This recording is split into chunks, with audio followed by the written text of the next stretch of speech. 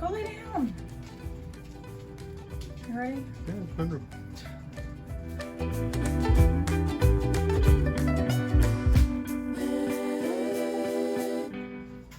Hey, welcome back to Two Old Crows Homestead. Shelly here. Randy's behind the camera right now. And so tonight I'm going to be making a garlic and honey cough syrup. But it's actually more than a cough syrup. So I got this idea from some friends of ours, Mike and Jeanette, when we went over, or I went over for him to help me process the rabbits. And by help me, I mean he did it because, yeah, you can go back and watch that video. I didn't enjoy that at all. Anyways, Jeanette was making this and she told me how she does it. So what you need for this is honey, preferably local honey, preferably raw honey. That's going to have all of the medicinal benefits if it's raw. And then you're also going to need garlic. To be honest with you, I don't think I have enough garlic. So I'm going to make what I have right now. And then I'm probably going to be adding more to it. When you put the garlic in here and put the honey over the top of it, and literally that's all there is to it, you're making a ferment. You're going to ferment the garlic in the honey. So let me just show you how to start, and I'll tell you why we're doing this. So our garlic did not do well this year at all. So I got some garlic from the farmer's market that I like to go to. And this is actually hardneck garlic. And honestly, I have never even worked with hardneck garlic. I knew that there was, like, that was a thing, but I just had never messed with it. And when I started trying to get this apart, I was like, oh my gosh, I think this is what they call hardneck garlic, because it is hard-necked. So anyways, you're going to take the cloves off of this, and we've already done most all of them, but I just wanted to show you this part if you've never messed with garlic before. So basically you have the stalk of the garlic right there, and then all the little cloves are up on it. Let me just pull those apart, and you'll get, I don't know, like 6 or 7 cloves off of each bulb. And then I have this,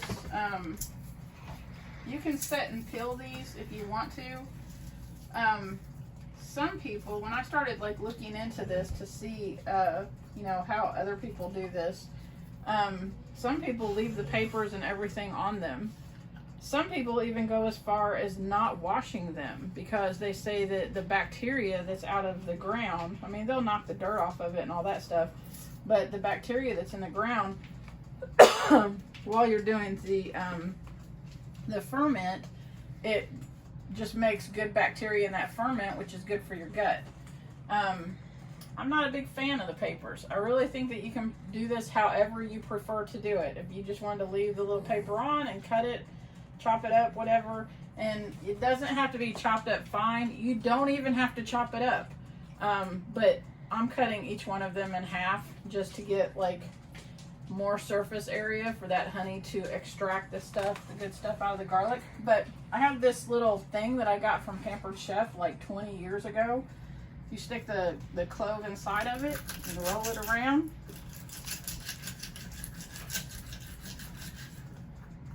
And voila, the paper comes off pretty easily. And then I'm just, like I said, chopping it in half, putting it in my bowl. I'll do all of the rest of those in a minute. So I have a mason jar. Well, I got a wide mouth jar only because it's easier to like get into that when you start pulling this stuff out. But I'm going to put my garlic in the mason jar.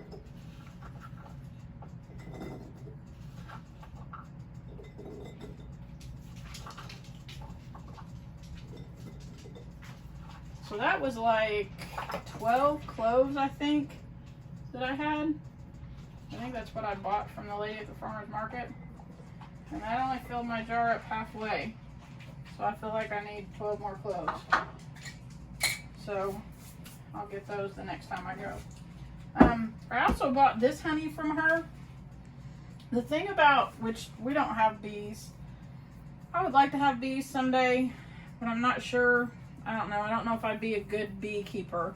That whole idea of being out in the middle of them and they're buzzing, I just don't know about that. So until then, I'll just buy my honey from local, what are they called, apiaries or something like that. So the thing about local honey is that honey is very helpful for you to take if you have problems with allergies. And especially like, you know, outdoor stuff like hay fever and stuff like that. If you have local honey, then that means that those bees have produced that honey in the area in which you live. And so it has like the plant, the pollen and all that stuff from local plants, and it just helps with those allergies, if that makes sense. Let me get a spoon or a spatula.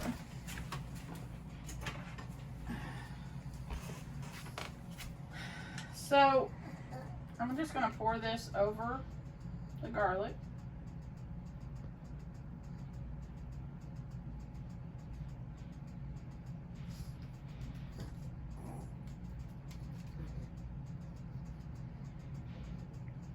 And that's going to have to settle down in that. Yeah, we'll need some of that honey for that pork belly candy for the festival. I love honey.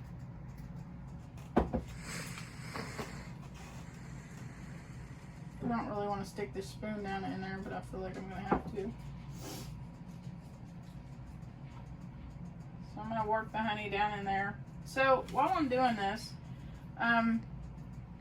okay, the really great thing about this is that garlic is anti-microbial, anti-bacterial.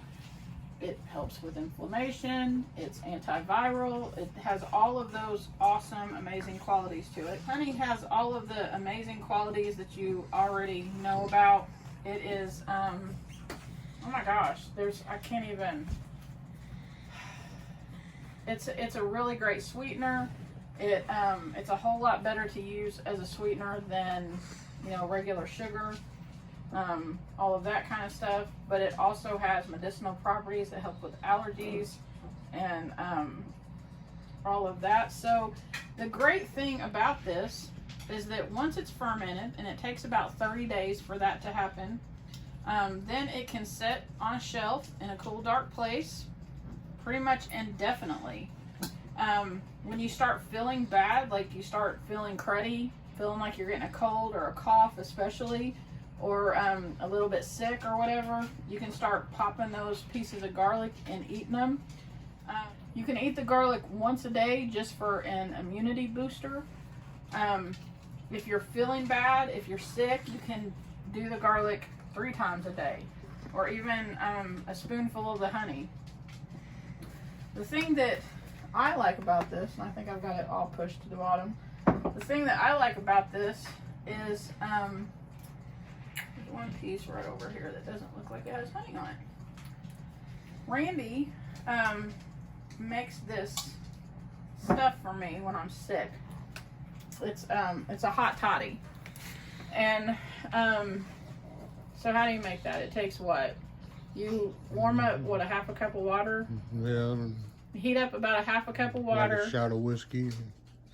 He puts what, a little shot glass? Not even really that much, is it? Maybe half a shot glass of bourbon in it? I'll put a shot in it. Okay, a shot of bourbon in it. He Juice. fixes it in a coffee mug. He puts a tablespoon of honey in it, right? And then a tablespoon of lemon juice. And heats that up. And you talk about, first of all, it opens up air passages and everything for me, and but it knocks me out. So if you are if you're one of those people, you get a head cold or whatever, and you're just feeling like crap, and you can't, it's hard to sleep because it's hard to breathe and all of that, that recipe, the bourbon in it, will help you sleep, and everything else helps to act as a decongestant. So I really feel like, normally he just uses regular honey in that, but I feel like this recipe with the garlic in here, if you're feeling cruddy, you could make a hot toddy with this, and it will help you sleep and start to break down all of that congestion that you have. So again, it can be an immune booster. Eat a garlic clove a day and help to boost your immunity. Or if you're feeling cruddy, you can do it 3 times a day. But let me get my spoon out. I didn't want to do the spoon thing because of this reason right here.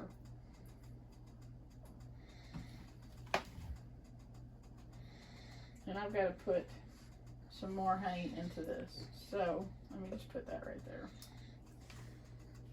Or not more honey, but I got some more pieces of garlic.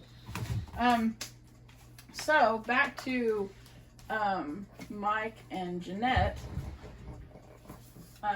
When Jeanette was showing me how she makes this, she showed me these. So I have seen these a few times on YouTube. People have talked about these before. It's called mason tops, and you can find them on Amazon. I don't have like a affiliate thing or whatever. It's not like I'm gonna make money off of this, but so I ordered the one that's for wide mouth jars, and it comes with, these are the tops, and then these are weights that you can put in there, but with honey you don't need a weight, and that's one of those things that you can push everything down into the jar. But I'm going to use one of these mason tops. Let me wash it off real quick. Alright, I'm going to clean off the rim of my jar. Okay, so I added my other cloves of garlic, and I put more honey into it, and actually I think I have enough. You really don't want to fill this up more than about the shoulder of the jar, because as it ferments it will expand. These mason top lids, they have a little slit in them, kind of like a baby nipple does, or a baby bottle nipple, and so that will release air. You just want to store this in a cool, dark place. Let it ferment for about a month, and then it'll be ready. And you can take this lid off of it, put a regular mason lid on, or yeah, mason jar lid on it, and you're ready to go. So this actually smells really good. Another thing that you can do with this is cook with it. Can you imagine like pork tenderloin coated in this stuff, cooked on the smoker or on the grill? That'd be really good. Garlic and honey, or your pork belly candy. Do you put garlic on that? No? I bet this would be really good. But anyways, that's what I'm doing tonight. So cold season is coming up, and if Randy and I start feeling sick, this is what we'll be able to take to hopefully make us feel better. So yeah. Comment down below if you've tried this before, if you have any other tips about how to make it. Like I said, some people leave the papers on, some people don't wash it, some people peel it, some people chop it. It's whatever your preference is. I chopped it up just so it had more surface area to pull for the honey to pull the goodness out of the garlic. So yeah, comment down below. Let me know what you think. Let me know if you try it, and I'll see you next time. Talk to you later. Bye. Hey, real quick, I wanted to add, this is our potato harvest that we got. Our dining room table is 7 feet long, so that's actually about 5 feet of potatoes, and probably about 2.5 foot going that way. I think we found them all. There may still be some out there in the end, because we did have it seriously overgrown with weeds.